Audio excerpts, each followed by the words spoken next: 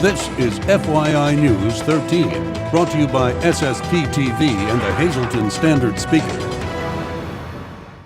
For your information, the Downtown Hazleton Alliance for Progress is making progress. Find out where the organization is at now and where they are headed next. Happy Friday, everyone, and welcome to FYI. I'm Ken Cara. We start with headlines from Hazleton's FYI News 13 and the Standard Speaker. The Hazleton Integration Project is the recipient of a major statewide award. Last night, the organization accepted the Award for Human and Civil Rights from the Pennsylvania State Education Association. The award was presented to Bob and Elaine Madden Curry by PSEA President Michael Crossy during the Celebration Excellence Banquet in Philadelphia. HIP President Bob Curry tells FYI that it was truly a great night for HIP and the city of Hazleton. Curry says, quote, "We think every person in the city should share our pride too. Without their support, it just is not possible to do the work we do," unquote. Curry will join us on FYI next week to talk about what the criteria for the award was and what it means to HIP. And as we move on, last night marked the formal kickoff for Downtown Hazleton's revitalization process. The event, hosted by the Downtown Hazleton Alliance for Progress, featured sample foods from 11 different family-owned restaurants located downtown as businesses brought to light much of the progress that's been taking place over the past several years. Lisa Sugart sat down with the executive director of the Alliance for the very latest. It was a big night in the city of Hazleton last night. Krista Schneider is here from the Downtown Hazleton Alliance for Progress. A big event, a reception at the Hayden Tower inside the Markle building, all to talk about revitalizing downtown Hazleton. So Krista, how did it go? It went really well. We were very pleased with the turnout. We think we had probably about 250 people that showed up. So we were very pleased with that. We had several guest speakers, people that talked about their perspective on what's needed moving forward. And we also used the opportunity to kind of highlight, what progress has been made so far, kind of recognize the investment that's been already put into the downtown privately and publicly, and then, what our plans are moving forward. What was the message you wanted to give to those in attendance last night? I think the message would be, we have to work together. No matter whether you're young or old, whatever side of the political aisle that you're on, whatever your color, ethnicity is, age, you have to work together to kind of get this done. And, we're hoping to provide the leadership that everybody could rally around and move forward in the same direction. Well, we see all the excitement happening, with the Markle building and with the D'Angelo brothers, and also the Pines coming back to downtown Hazleton. So much happening. So there is a study now that is going underway. So tell us what that is all about. And it just kicked off yesterday? Yep. Yes. Yesterday was, we used the opportunity at the event to announce that the planning consultants for the revitalization plan had been selected. It's the prime consultant is Durkin Edson.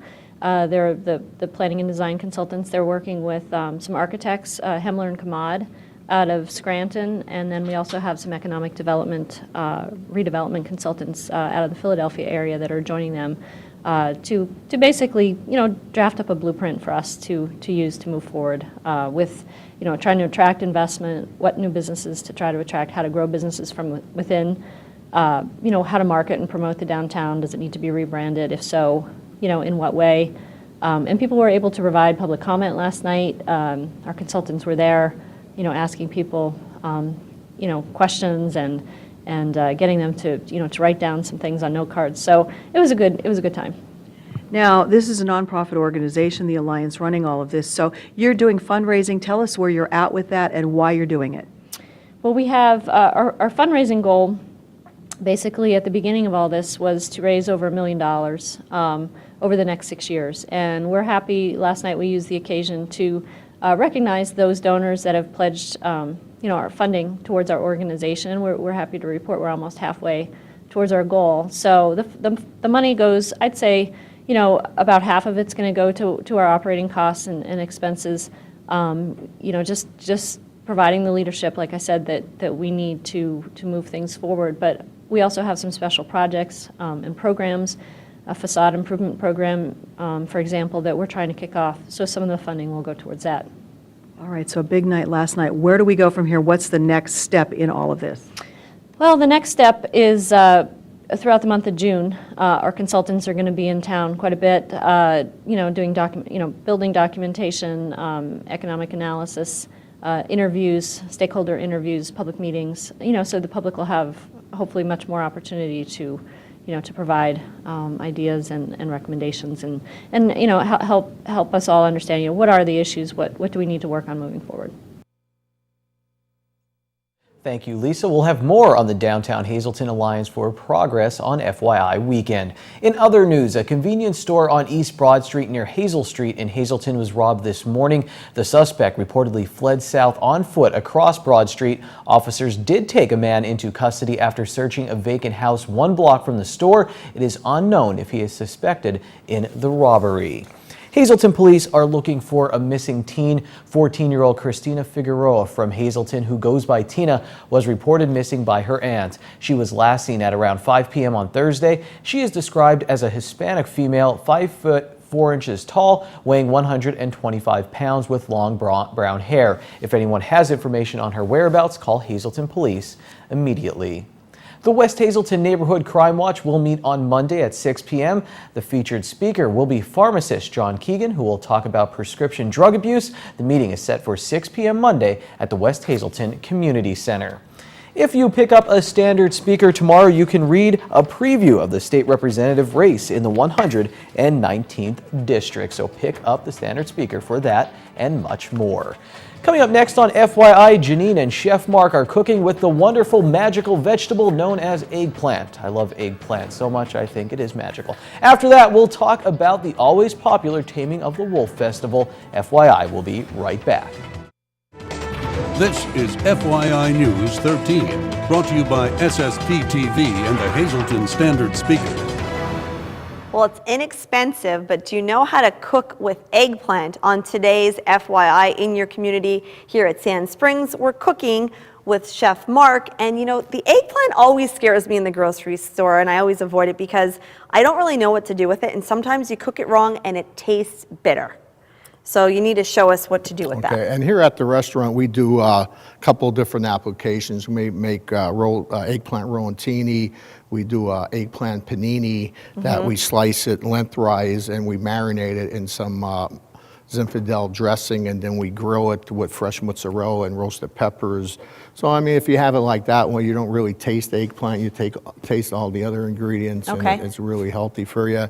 But today's dish we're doing is eggplant parmesan.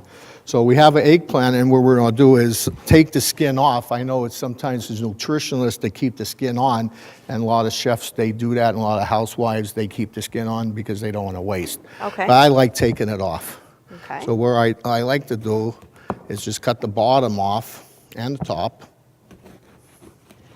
And we're just, you could use a peeler. I like to just use a knife. I think it's a lot quicker for myself to do that. So after we have it all cut off the skin, we just slice in about 1/4 inch pieces. Great vegetarian dish.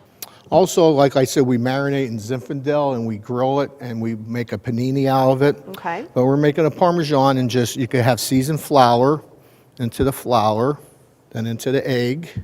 And this is called the standing breading procedure. We just want to make sure all that egg is covered. We want to see no flour, and then into our panko breadcrumbs. So after we get it breaded, we have a pan with oil. Okay. We get our pan hot, and we could saute it on both sides. If you have a deep fryer at home, you could use a deep fryer. And then our final dish, it will come out looking Use something some like sauce this. on it. You could just eat it plain. But this is a really good thing, like you said, to use with eggplant. Right. Now, some things that you offer here at Sand Springs, if you're looking to book your wedding or we have weddings, we have showers. We're open 7 days a week in April. You come a la carte dining, or we have a lot of other banquets you could have. We have the golf course, so you could play golf. We have outdoor pavilion for outdoor parties, graduations. So check us out. Saturday nights for prime rib. We have queen cuts and king cuts. All kinds of stuff going on, and we're going to be grilling on the next couple segments here. So get ready to see us outdoors here cooking with Chef Mark at Sand Springs. Time now for FYI News 13 weather.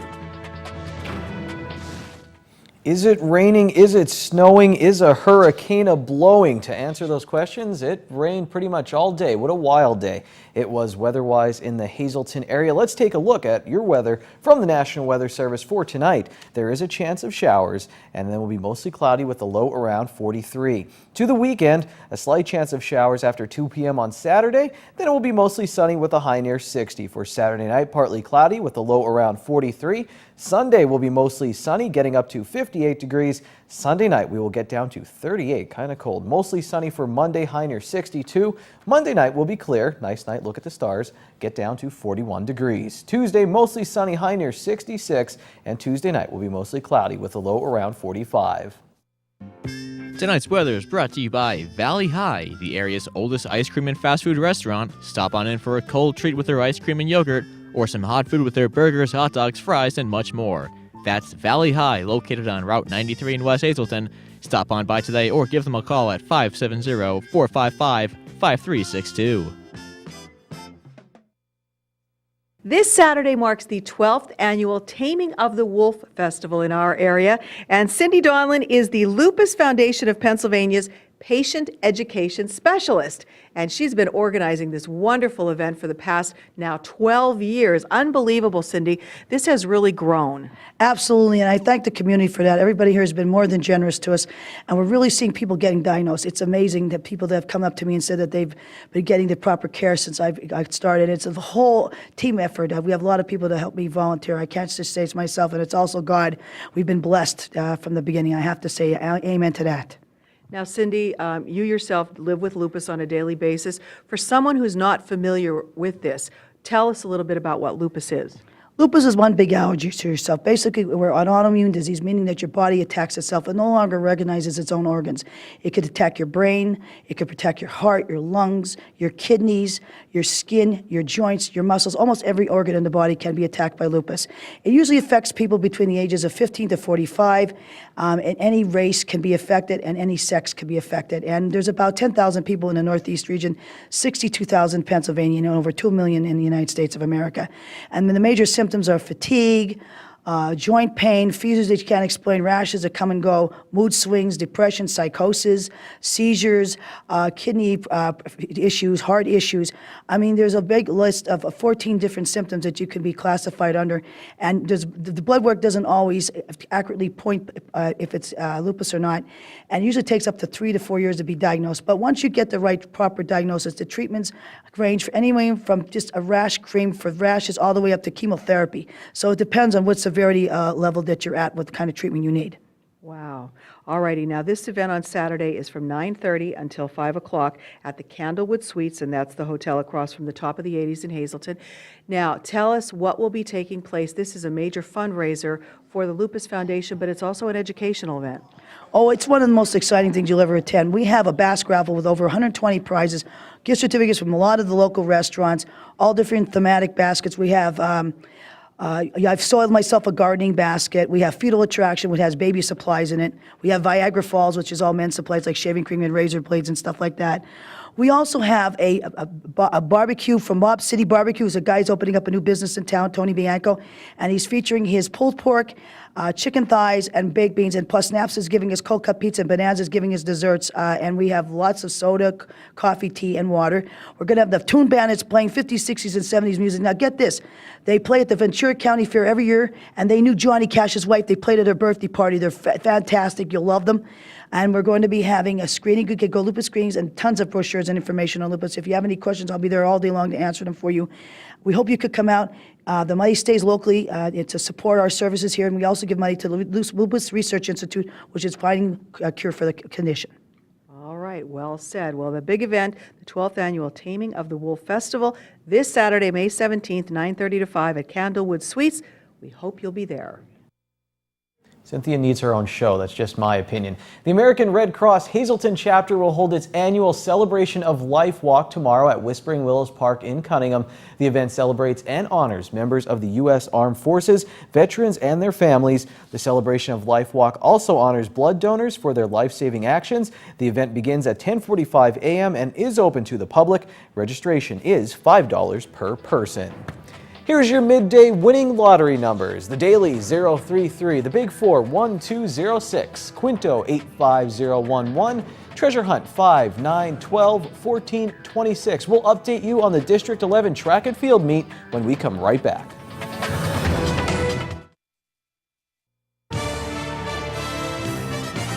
This is FYI News 13 Sports. Our Mike Terleski shot his first track and field meet last week and was a little worried about flying javelins. He needs to stay far, far away from Tamaqua's Paige Dimitriadis. You know what? I don't even think he'd be safe far, far away. Paige won gold at the District 11 meet with a throw of 132.2, and her teammate Morgan Boyle earned a silver medal. Carly Gregas of North Schuylkill took home the high jump title, and the Spartans' Ryan Ivnowski placed second in the 100 hurdles. Tamaqua's Monica Shimko is going to States as she won the 800, and Marion's Chris Bruno was second in the 100. Nico Augusti, another man of Marion, was third in the 400, and Chris Carlonis of North Schuylkill finished third in the 110 high hurdles. A Golden Bear got a bronze as Tyler Cavanis took third in the shot put. In the discus, Jason Sylvester earned a fourth place finish for Tamaqua. Finally, the Marion boys 400 relay team, they took home a bronze medal. The Penguins and the Bruins meet up again tonight on the ice. The Pens have a 2-1 series lead, and they can wrap things up by sweeping the games this weekend. But if Providence wins at least one game, the series will come back to Wilkes-Barre on Monday. The Monoy area Lady Bears are going to the District 11 playoffs, and they celebrated with some offensive fireworks against Weatherly. Nicole Wilner had a decent day, finishing with 8 runs batted in. Here's a look at the District 2-4 Quad A softball bracket. Now this is the top half of the bracket, and the Lady Cougars have a bye. They will face the winner of this game between Scranton and Wyoming Valley West. Williamsport and Wallenpaupack are on the bottom of the bracket, and the winner of their game will play Delaware Valley. Crestwood, they lost to North Pocono in baseball 11-3 in the AAA playoffs, and MMI, they play Blue Ridge in the Single A playoffs. Here's the bottom half of the Quad A District 2 and 4 baseball bracket now. Hazelton area has a bye and will get a home game against either Williamsport or Wallenpaupack. Delaware Valley has a bye in the top half of the bracket and will face either Scranton or Wyoming Valley West. Crestwood, they will face off against Scranton, and that is there. And MMI Prep, they play Wyoming Seminary in the baseball playoffs. Crestwood boys lacrosse team got a 16-5 victory over Lake Lehman in the first round, and now they face Delaware Valley in the District 2 semifinals. And the Crestwood girls, they also knocked off Lake Lehman in the playoffs, and they are now up against Wyoming Seminary in the semifinals. And the Penn State Hazelton softball team, their season ended at the Small College World Series. Carly Rossai had a double, former Hazelton area Cougar. And that's sports for Friday. Remember, for in-depth coverage of all our local teams, pick up the Standard Speaker. Ron Marchetti is on deck, and trust me, he's going to hit it out of the park as he talks about the prom and more in Short Shots.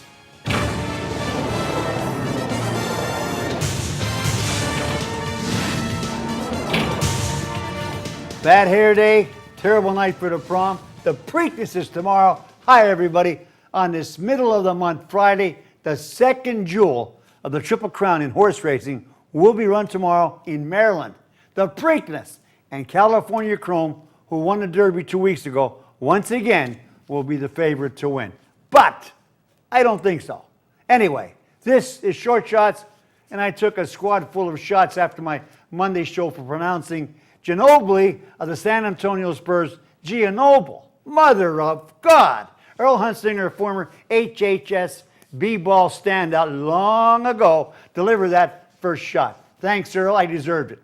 Let's review this past week. After losing a slugfest to Coughlin at home, the Cougars baseball team barbecued Berwick 12-2 at Hanover in a playoff to capture the WVC Division I championship. Hazelton area awaits their postseason opener on Wednesday. Kara's crew is 15-5. Congrats and good luck to them. And ditto that to Lou Gunneman, coach of the boys track and field team who won their first Division I title in 21 years. The Lady Cougars fell short in its Division I title bid, but on Monday, Lady Cougar freshman Kaylin Merkel became the area's first athlete to strike gold by winning the javelin throw. Merkel broke Julia Franzos's record earlier this season. The Marion Phillies beat Schuylkill Haven, but lost in the Schuylkill League semifinal to Pottsville. The Phillies are 16-4. The Marion Colts beat Northwest. Weatherly's Lady Wreckers rolled over Millville. And of course, The Lady Cougar softball team of Hazelton area is on fire on the field, winning twice this week and 15 straight. Hazelton area is 19-1, not counting forfeits. The Cougars volleyball club finished its regular season at 6-8. What else? Kevin Durant of Oklahoma City is this year's NBA MVP. Pitcher Masahiro Tanaka of the Yankees pitched a complete game shutout on the road against the Mets, their first complete game road shutout in over 3 years. Tanaka was 24-0 last year in Japan, and he's 6-0 this season in New York, 30 wins in a row. And finally, jockey Calvin Borrell is riding Ria Antonia, a 30-1 shot tomorrow. Do I think he's going to win? I don't think so, but that's my pick. Till money, be a good sport, stay loose. Be happy, it's Friday, and go to Bottlenecks for half-price happy hour starting at 6 p.m. They have live music and half-price appetizers. Good evening, everyone, and here's tonight's Talk of the Town. The Hazelton Elks Lodge 200 will be holding a spaghetti dinner to honor veterans on Sunday, May 25th. The event will be held from noon to 5 p.m., and all veterans eat for free. Cost for non-veterans is $7, and children under 12 are just $4. For more information, please call 570-401-9155.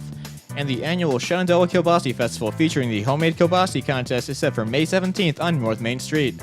The event will be held from 10 a.m. to 5 p.m. and is sponsored by the Revitalization Group Downtown Shenandoah, Inc. For more information, please call 570-462-2060. That's tonight's Talk of the Town. News 13 extends our deepest sympathies to the family and friends of these recently departed. Joanne Wedguy, formerly of Claire's, funeral is Monday at 10 a.m. from the St. Mary Catholic Church in Alpha, New Jersey. Friends may call Sunday from 6 to 8 p.m. at the Finnegan Funeral Home. Frank T. Bandowski, the arrangements are under the direction of the Joseph B. Conahan Funeral Home. And Albert J. Mazzoli of Eagle Rock. Funeral is Monday at 10:30 a.m. from the Sacred Heart Roman Catholic Church. There will be no public viewing. The Harmon Funeral Home is assisting with the arrangements. Tonight's obituary is often brought to you by the Smilex Floral Shop on 15th Street in Hazelton. Free delivery to all local funeral homes. Call Smilex for all of your special events at 570-454-0111.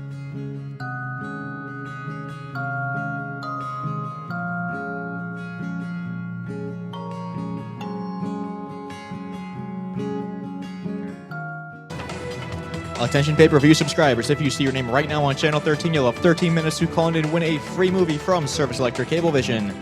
Tonight's winner is Robin Andruski of Mahanoy City. Robin, if you're watching, give us a call right now at 570-459-9813 to win your free movie.